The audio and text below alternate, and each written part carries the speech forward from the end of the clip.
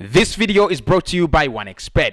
OneXBet allows you to bet on all sporting events around the world. Register with OneXBet for free and win up to $130 in bonuses on your first cash deposit. Use my promo code as podcast to register and win extra bonuses up to $130. Yes, it is that simple. Join OneXBet so that you do not regret. Click the link in the comment section to sign up now. Bet responsibly. Gambling not allowed to persons under the age of 18. Enjoy the video. Right then, lads, welcome back to Cossy's Arsenal podcast. My name is Cossy. Good morning, good afternoon, good evening, wherever you are in all parts of the world. Welcome back to another preview. And of course, we are going to be discussing Arsenal Crystal Palace. We are going away, oh my God, on a Monday. Did we play them on a Monday in the first leg? 2-2, in that game. Obviously, Arsenal very, very lucky. That led equalizer by Alexander Lacazette. And now this is the second leg. How many points can we get off Patrick Vieira? Crucial game after Manchester United dropping points against Leicester City. This one is, I think, important, crucial.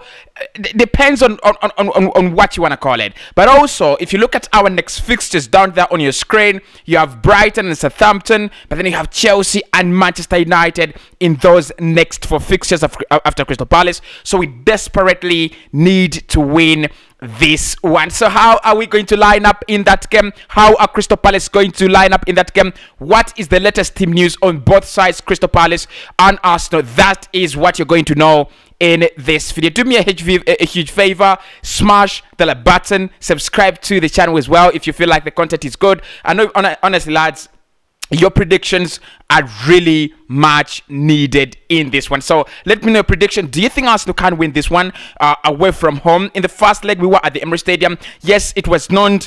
I think we have changed so much ever since that 2-2 draw at the Emirates Stadium and where we are. I think there is a very huge difference between Crystal Palace then and now, and also Arsenal then and now. Actually, this is an Arsenal side that has only lost one game in our last 5 Premier League games, and that was against Liverpool. How many games have we lost in this year in the Premier League?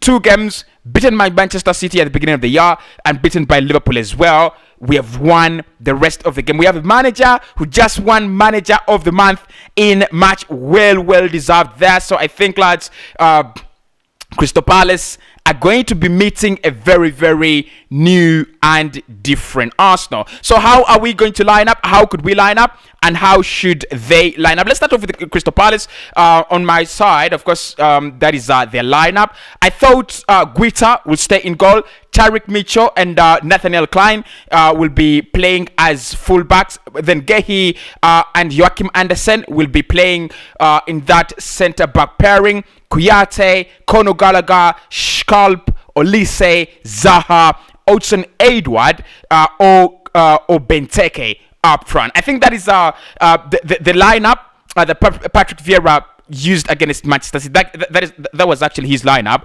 but predominantly that is the side that you usually see him picking. One of the things I love about him, despite the fact that he understands the game and is kind of like those disciples of Arsene Wenger, like he wants to play that kind of total football, but then it's got some physicality and lots of pace. So I don't think he's a Pep Guardiola descendant. I think he's a disciple, not descendant, but disciple. I think he's a disciple of Arsene Wenger. That kind of beautiful football, passing it around, keeping the ball, holding the ball, but also being able to play with a little physicality. So if you look at their team, they play a 4-3-3. Look, I think the difference between Arsenal and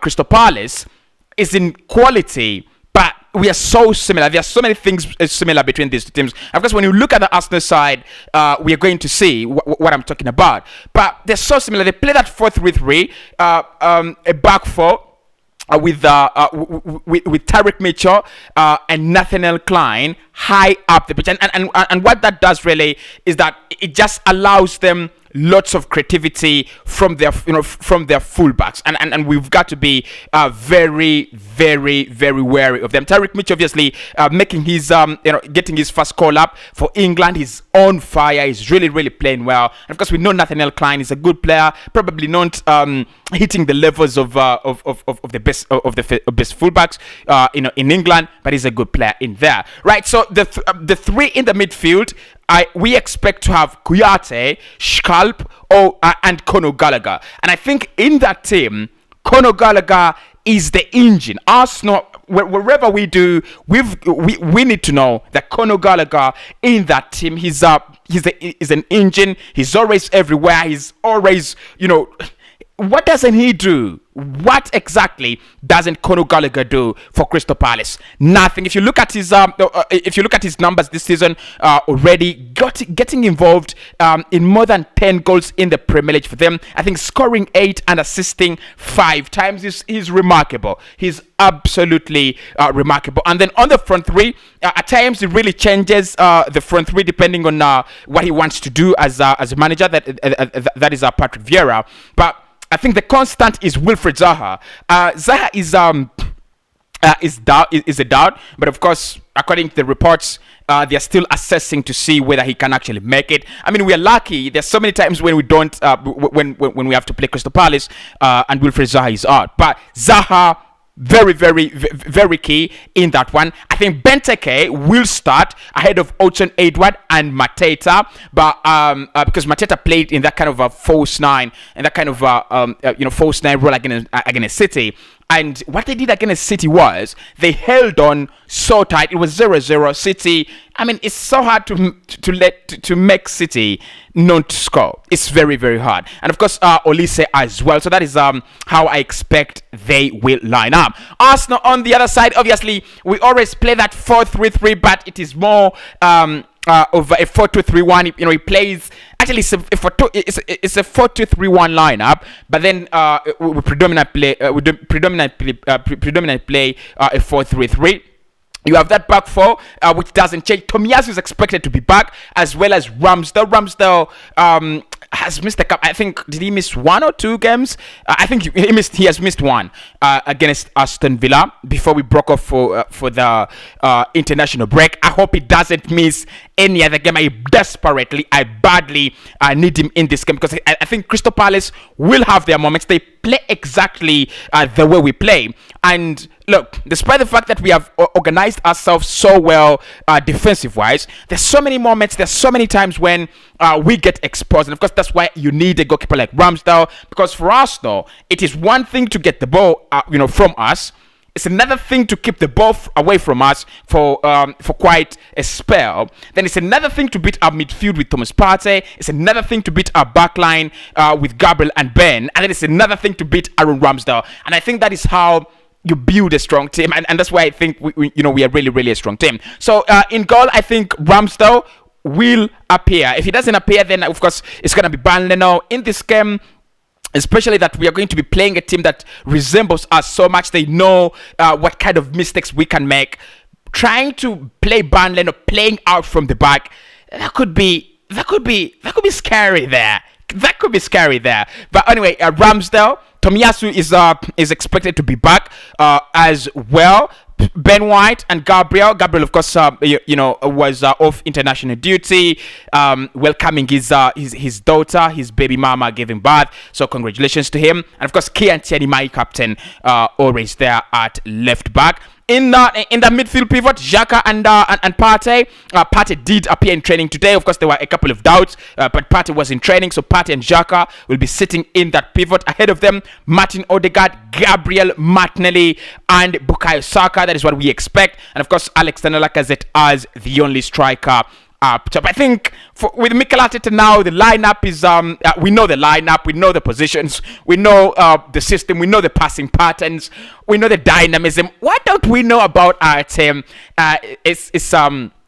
I don't think there is anything we don't know about Arsenal. I mean, unless it's just a tactical masterclass. But when you look at these two teams, lads, despite the fact that we play the same football, there is a huge difference in quality. If you compare the two lineups, there, Arsenal's and Crystal Palace, I think there's a huge difference in quality.